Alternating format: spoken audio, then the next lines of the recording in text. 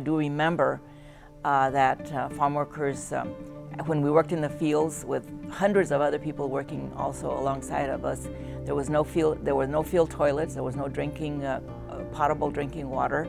Our housing, we were all 7 of us were in one room.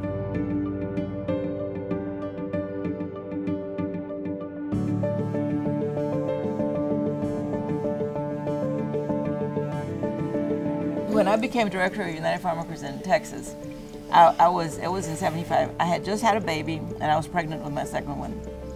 So we had a big ruckus in South Texas, and the leader who was there before me, it was a man, quit and whatever. And so Caesar came down and he said, "Okay, Rebecca, you're going to be the director." I said, "But Caesar, look at me, I just had these 2 little babies." I said, I can't do it. If I do it, I won't do it for very long. He says to me, "Rebecca, Dolores has 12 children." Oh, so that kind of shut me down fast. Fast.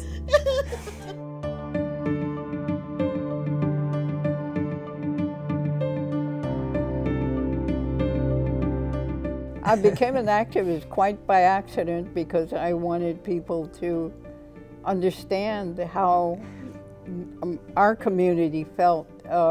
We were always silenced. We were always told to be different, to change, and not behave the way we behaved.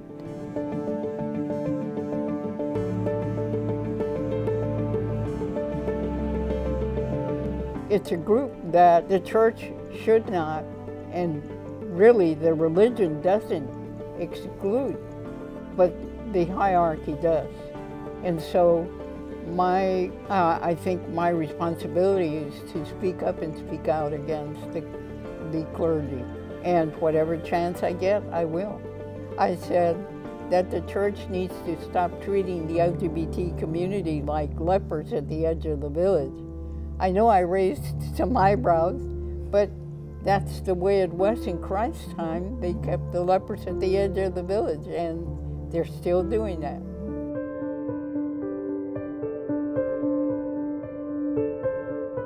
People tend to look at that as a private matter, as something that happens within the confines of a home. But in reality, it's quite the opposite. Because if people are suffering within the confines of their home, that has a ripple effect that spreads out throughout the whole planet.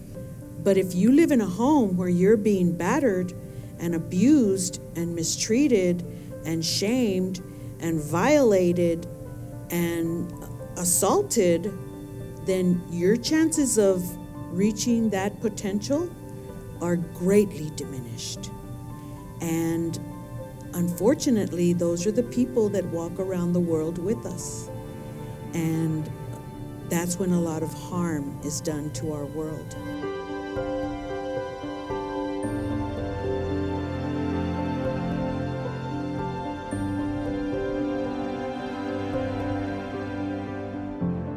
They're chosen for their longevity, that they have been about this kind of peace work, whatever that might mean, but they've been doing it generally for decades. So we also look for diversity, but that they're a person of faith and they're working out of their faith in some deeper purpose that moves them forward.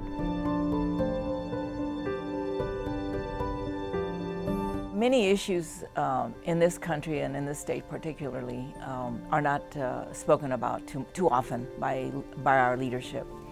And so at every moment that anyone can, they should use a platform to express those issues that no one ever speaks about. You know, you have to be willing to stick your neck out and get out there and say what needs to be said, and no matter how uncomfortable it makes people and how much they have to wiggle, you know, you gotta say that stuff, and you gotta motivate them. And that's what I hope to be able to do with this title for 2019, is to, you know, open doors, open minds, and talk my head and heart out, you know, about this stuff, and, you know, help people understand the importance and the value, not only for this generation, but for generations to come.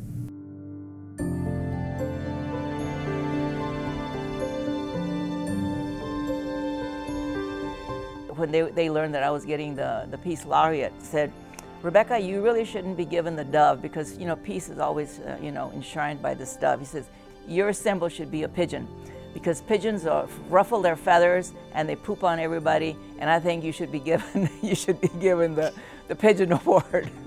We wouldn't be the San Antonio we are without the contributions of all of our Peace Laureates. We just wouldn't be.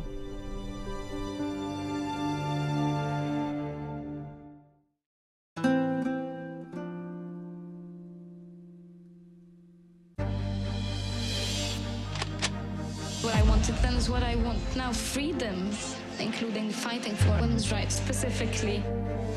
It's about basic human rights issues for the whole of Northern Ireland. As Bangladeshi women, we are proving to those back home that we can serve the public.